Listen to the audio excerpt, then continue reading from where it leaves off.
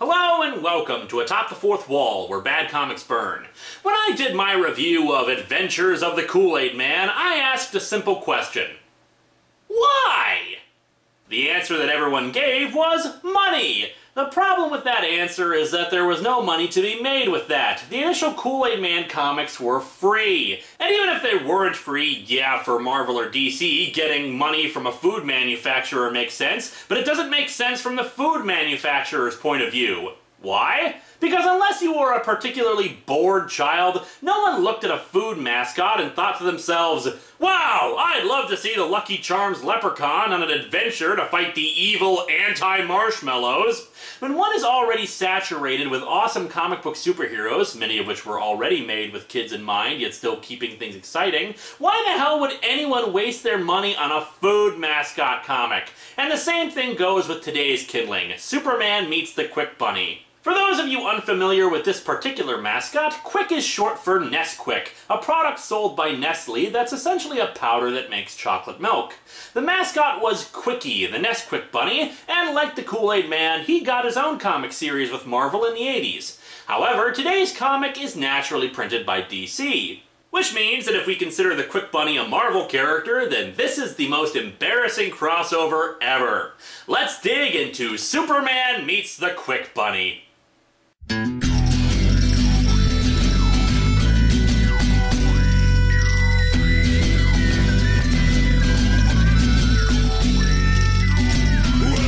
to Atop the Fourth Wall, where bad comics burn.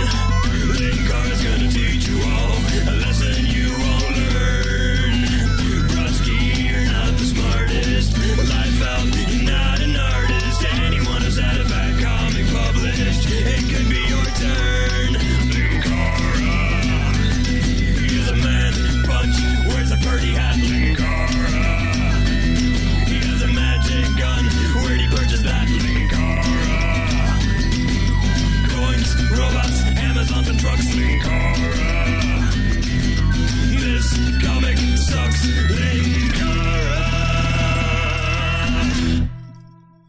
There is no life I know to compare with pure imagination. Living there, you'll be free if you... Our cover depicts the Quik Bunny riding on Superman's shoulders and pointing out some incoming hail chunks. The cover wraps around the front and back and shows that the enemy they're facing is actually the Weather Wizard, a Flash villain. Also, they seem to be in China, with a rather short version of the Great Wall beneath them, or perhaps everyone is giant-sized, which would be a very unexpected twist, I have to say. And the final thing to make this whole thing as silly as possible is this jet-labeled Quik Club that features 4 children inside of it. Naturally, the C in club is replaced with a Q, because poor literacy is for small children. The inside cover features a page to color, which is actually indicative of things that will be happening within the book, but I'll get to that later. We open to Metropolis in the midst of a flood. One minute there's bright sunshine, the next minute there are dangerous flash floods caused by this sudden freak storm. Yeah, that sudden freak storm in the beige sky. That little boy could be swept away. Swept away? He's like 6 feet above the water. How about you protect those news crew people that are much closer to the water? Though don't ask me where the heck they are. If they're on top of a car, it's a pretty wide vehicle. We cut to the suburban outskirts of the city where a group of kids are assembling the most impressive flippin' treehouse I've ever seen. I mean, look at that thing. It's already painted. There are 2 assembled stairways to create a second level for the thing. At this point, you might as well make it into a house. Our Quik Club is really shaping up, isn't it, Miguel? You said it, Maureen. You have a club that's focused entirely around a single drink product. You're making the Tandy Computer Whiz Kids look cool by comparison. The Quik Bunny is also with them, and I know I should probably be questioning the existence of an anthropomorphic bunny who is equally obsessed with a single drink product, but this is the DC universe. This is the place where there's casual time travel and multicolored rings that harness emotions as energy sources for space cops. The Quik Bunny's existence is actually pretty tame, all things considered. Oh yeah, and did I mention that the treehouse is actually dimensionally transcendental? I'm serious, it's bigger on the inside than on the outside. Taller, too. And it contains state-of-the-art technology and metal. Oh, and a wooden shelf for Quik products, because that matches up with its surroundings. I'm gonna raid our clubhouse kitchen. You're really gonna keep replacing the letters K and C with Q, aren't you? Maybe I was a little too hasty in using up my poor literacy is cool joke so soon. Whew, I'm bushed. We spent all day on this treehouse, but at least we can relax and enjoy our new home away from home. Your treehouse is nicer than my home. At the very least, they've got a much larger TV than I do. Anyway, they turn on said TV and see Superman rescuing people in the storm. But it looks like there's too much for even Superman to handle. I'm worried that he'll get hurt trying to rescue everyone. This is Superman we're talking about. He might get winded after flying around the world a few times first. The Quik Bunny suggests that they don't have to worry. Worrying won't help Superman. Helping him will help Superman. Redundant statements won't be redundant. They'll be repetitive. Wait. The kids naturally think that this is insane, but the Quik Bunny won't have it. Just kids? Come on! We're the Quik Club! We're the best! They're like 10 years old! Ronnie, you know everything there is to know about geography. You picked the perfect site for the clubhouse. How good at geography do you really have to be to say, hey, how about that tree? And Patty, you're in the science club at school. Even I couldn't believe some of the stuff you whipped up for this place. Oh, I see. She's in the science club. That explains why there's a huge-ass TV and technological crap all over the place. Miguel, you know more about languages and communication than anyone I know. You even wrote our club code. Talking to Superman in Esperanto will clearly save the day. Maureen, your knowledge about computers and how they work has made our club what it is today. And so you see, you plug the flash drive into the USB port. Wow, that information was just vital for a club about a chocolate beverage. Each and every one of you has very special abilities and know-how that can aid others. So do regular rescue and aid workers. Why is child endangerment your first plan? Or maybe it's because he's evil. Seriously, look at that expression. He's probably going to go outside and laugh his rabbit ass off about this. So how will the Quik Club get to Superman to help him with their grade school expertise? Why, the treehouse is a rocket-powered helicopter. What? I don't... What? The Quik Club has now transformed itself into our very own Quik-copter. First of all, stop putting a Q in everything. Second, what? Third, what? Wow, that's fantastic. You two are geniuses. To say the least. Where the hell did they get the rocket fuel for this thing? Where did they get the materials to build this place? And why the hell do they care about a treehouse? You have a rocket-powered helicopter. For crying out loud, at least US1 had a college education under his belt. These are freaking grade schoolers that have somehow whipped this all up. And the dialogue has said that they've been working on this for the better part of a day. Now, maybe they've been working on this thing for a while longer, but the bits we see here suggest that they've only been working on this thing during this one day. Are these the people behind Willy Wonka's rocket elevator? There is no life I know to compare with pure imagination. Getting away from that little bit of insanity, we see our villain of the piece, the Weather Wizard, thinking to himself about how he caused the flood. One wonders why he's on the ground instead of at a higher location so he doesn't, drown and all. He spots Superman and thinks, my magic weather wand and I will show him who's in charge around here, 'cause he should really get a charge from this spell I've cast. Ha ha ha ha ha, the pun isn't funny if you explain it. Mind you, it wasn't very funny to begin with, but still. Whoa, that bolt of lightning just came out of nowhere. I'm in serious danger, and so is the city, unless I do something! In the time it took for you to say that, the lightning bolt has zapped you 7 times. And here we come to what I was talking about earlier. It's possible that I'm wrong about this, but I believe the producers of the comic realized that the idea of Superman teaming up with the Quik Bunny didn't exactly make for a gripping story, even for kids, so at several points they inserted activities for the kids to do. Earlier it was the coloring book thing, but now we have a maze for the little ones to work out. You can help by taking a pen or pencil and showing Superman the quickest route to the ocean surrounding Metropolis. Good luck! And if you're like me, you've already deduced the logical flaw in this setup. You see, the quickest route Superman can take is this: a straight line from one corner to the other. After all, he's flying! Also, wouldn't it just be quicker to redirect it to a lightning rod or some other grounded object? I can't imagine a big city like Metropolis would lack them. Did you help Superman successfully foil the Weather Wizard's electrical trap by forcing the lightning to explode in the Atlantic Ocean? If you didn't, then you have doomed many people to die. Good job, kids! Meanwhile, on the bridge of the USS Quik Club, the five are trying to figure out what caused the flash flooding. They feed the information into their computers, but of course these are the kind of magical computers that existed a few decades ago that are somehow able to deduce everything based solely on information instead of just being oversized calculators. Not sure, Quik Bunny. There's some malfunction. The printout's coming out all scrambled. Wait, it looks like a code, and I know all about those. Yes, because a machine that's designed to process information and come up with answers in the most efficient manner possible would decide to reduce that information to a junior jumble. And I am indeed serious. The ticker tape information feed comes out as a junior jumble. Of course, anyone reading the book a single page ago would have already seen the Weather Wizard and figured out that that's what it says. The problem with the entire idea of giving kids work to do is that it interrupts the story needlessly, and it's done in such an asinine way that we can easily skip over it, since right away they say the answer is Weather Wizard, and they use their intercom system to tell Superman that it's the Weather Wizard. They didn't need to tell him, though, since the Weather Wizard is standing in a big puddle right there, completely out in the open.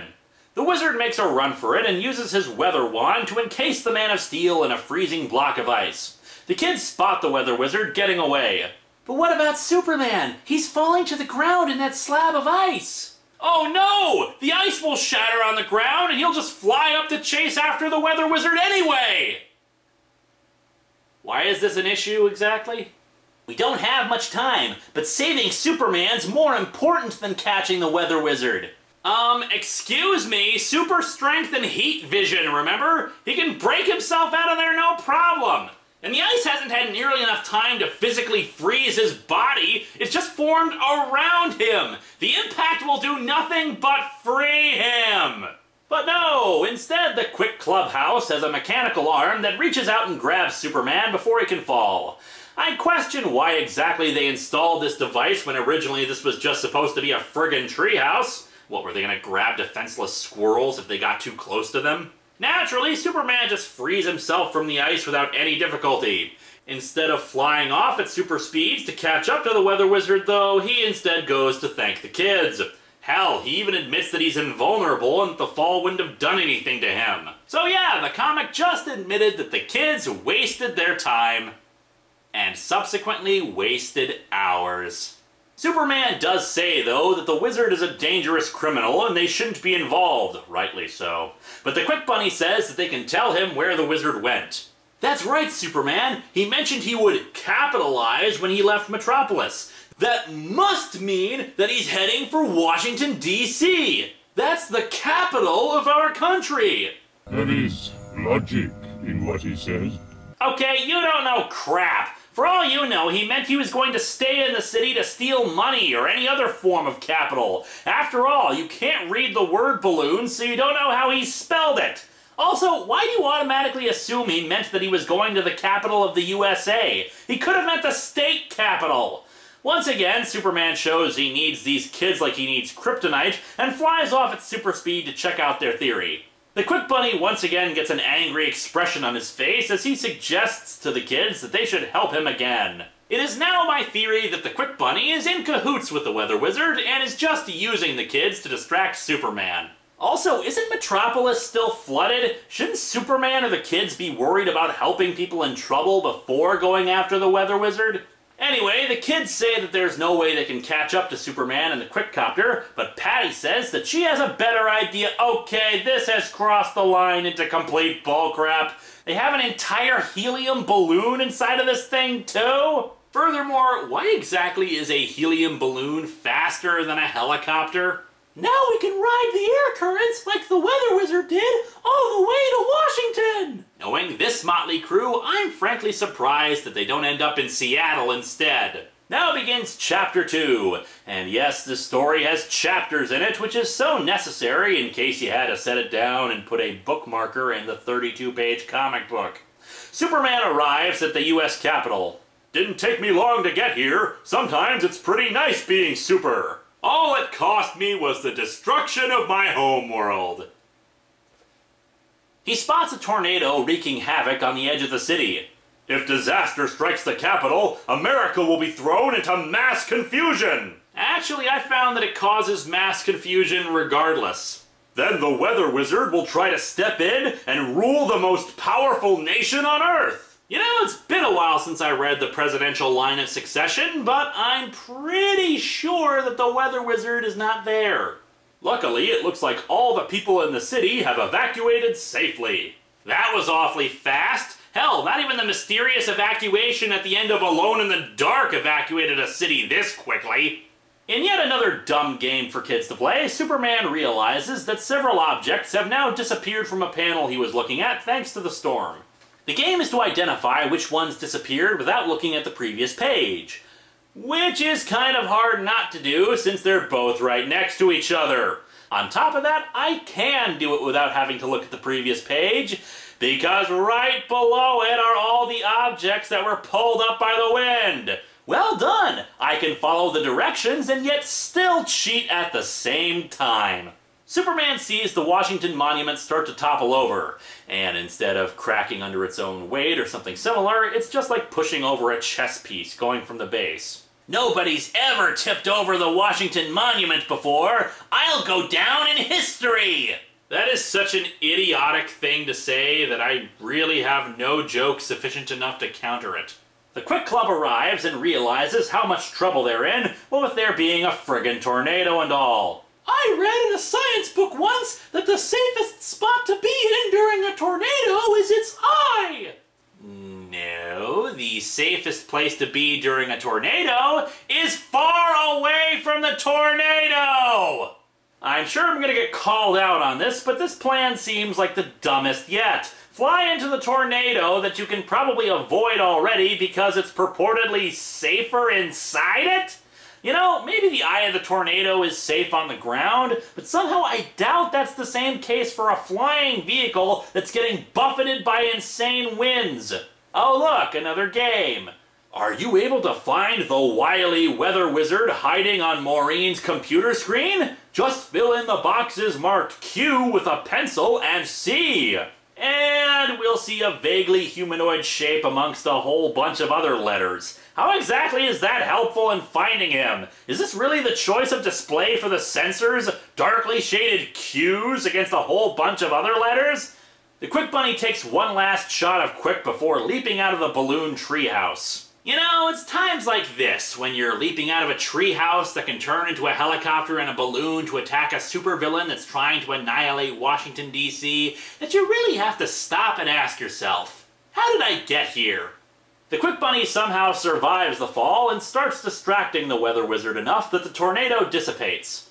The Weather Wizard, skipping out on the opportunity to kill the rabbit that has foiled his plans twice now, instead flies off to Egypt, loudly announcing that he's flying to Egypt. The Quik Bunny reports the Egypt thing, and even the kids wonder why the hell he'd admit to where he's going. They tell Superman not to go since it's obviously a trap, but he decides to go anyway since he doesn't have any better leads.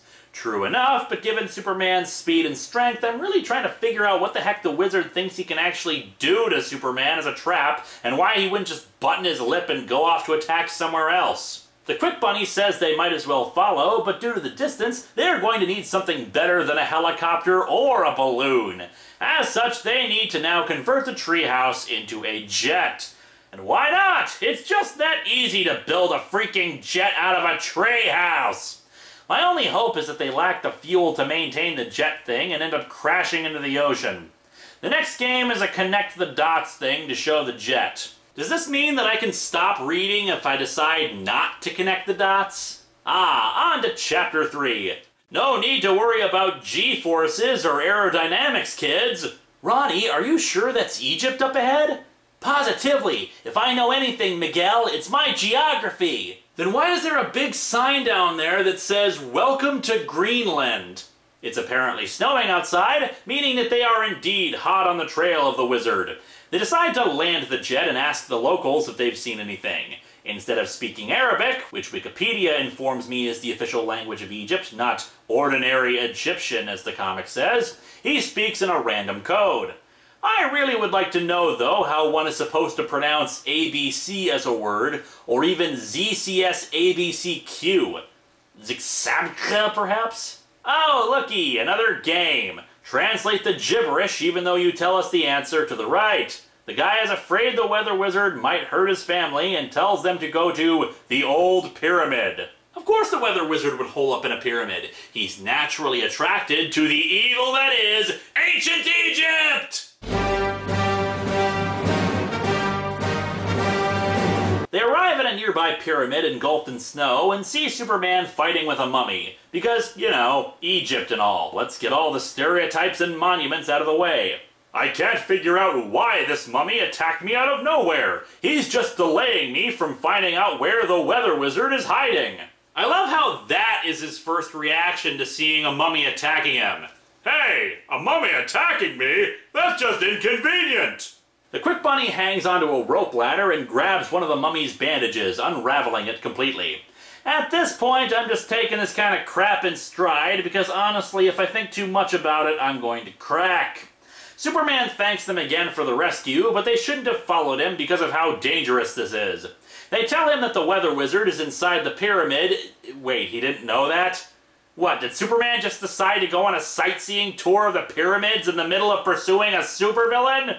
That's why that mummy attacked me. He was keeping me from finding his master, the weather wizard. So, what, did the weather wizard magically summon up the mummy? If he has that kind of magical power, why not just straight up call himself the Wizard, or the Sorcerer, or something not related just to weather? So of course Superman, being kind of a dick and all, decides that if the weather wizard is inside a priceless historical landmark, he should immediately start ripping that landmark apart with his bare hands brick by brick. The kids have two default modes in this comic, Rock Stupid and Infinite Genius. As such, they flip their switches to moron mode and decide to run into the pyramid's remains. They unknowingly distract Superman as he's about to grab the weather wizard, who in turn uses his weather powers to bring down the heat of the sun, instantly transforming all the snow in the desert to water. The ensuing flood sends the kids away and forces him to rescue them. The wizard, seeing a piece of the pyramid has hieroglyphs on it, why didn't he notice that before he set up shop here? And cuts out a piece that looks like a map of Africa, Asia, and Europe, thinking it might be valuable. However, he trips and lets it drop to the ground, smashing an irreplaceable historical find. Why? So we can have another game, of course! This one is just naming the damn countries that split off from the larger chunk. The wizard flies off, loudly proclaiming he's going to China next. Oh yeah, and the answers to that little puzzle are right there on the next page, which you could easily glance at. Nice. It's like the creators didn't want to add these stupid bits in, but were contractually obligated to do so, so they gave away the answers so they could get on with the story. Superman quickly rebuilds the pyramid, minus one chunk of wall obviously, and flies off to China, the kids in hot pursuit. And thus we enter the final chapter, where the jet is hit by a hailstorm. Of course, the only solution is to transform the jet into a boat. Look, just make the damn thing into a giant robot already, comic. I know you want to do it, so just get it over with and try to sell us toys, if that was the intention of this stupid thing. Still, the plan of turning their flying craft into a boat several hundred feet in the air was rather stupid, so they start falling, but as fortune would have it, they land in the Yangtze River. I just hope I pronounced that correctly, otherwise I'm going to have about 100 comments telling me how to pronounce it correctly. The kids should be knocked around anyway, since they had nothing to keep them restrained while this was happening, but I'm going to guess artificial gravity is not beyond this thing's capabilities too. The Quik Bunny points out that they still don't know where Superman or the Weather Wizard are, but Patty has an idea. When people want to find out what's going on in the outside world, they simply turn on a radio! Well, if they lived in the 1930s, maybe, but I'm thinking that in 1987 they would turn on the TV first. Oh no, it's coming out in Chinese! I don't know if they taught you this in the land of fairies and puppy dog tales, where you obviously, if not grew up, then at least spent most of your summers. But you're in the real world now. Okay? To the comic's credit, Miguel tells her, no crap, they're in China. He switched over to Super Genius mode, so naturally he knows how to translate Chinese. They discover that Superman is near the Great Wall. Of course it is. Why would we want to suggest anything about these countries that exist other than tourist spots? And oh looky, another maze! To the comic's credit, this one actually works better because they're in boat mode, and they probably don't want to go back to jet mode because of the turbulence, but I'm also lazy and I don't care. At the Great Wall, Superman is in the middle of destroying larger pieces of hail to try to keep them from damaging the wall. Don't know why he's trying so hard to do so. We know what Superman can do if the Great Wall is ever damaged.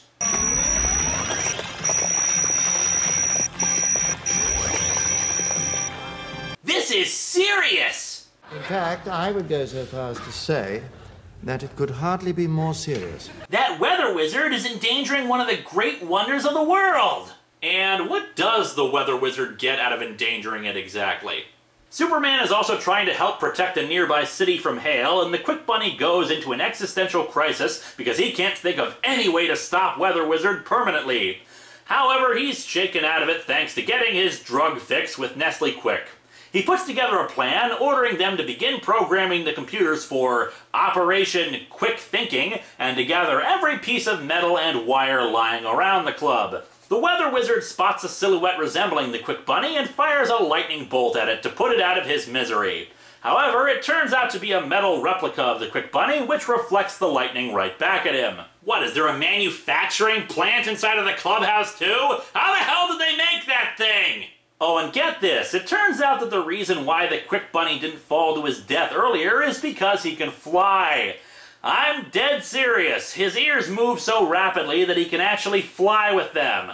Okay, whatever. They capture the Weather Wizard. And so our comic ends with Superman joining the kids for a quick drinking contest, which naturally Superman lets the Quik Bunny win. At least that's my interpretation of it. Holy crap, this comic sucks! Admittedly, it's a good laugh just at how incredibly stupid and unbelievable this is, but from a story perspective, the addition of the Quik Bunny and his team of child laborers is completely unnecessary. There was no real need for them to be involved, since Superman could basically solve every one of these situations on his own with little or no difficulty. The games were simple, even for little kids, and the Weather Wizard was one-dimensional and baffling in his idiotic plans. Honestly, it takes something special to make the Kool-Aid Man comic look plausible by comparison, and the transforming treehouse and everything else that happened really take the cake.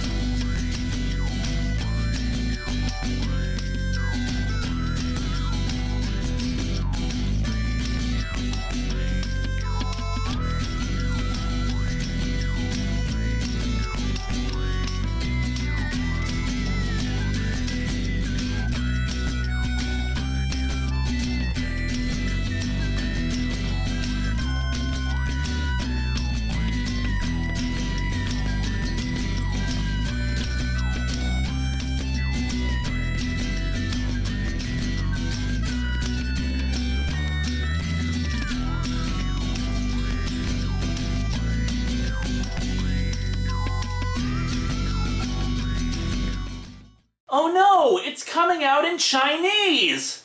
No kidding, in China? I would have thought they'd transmit in Russian!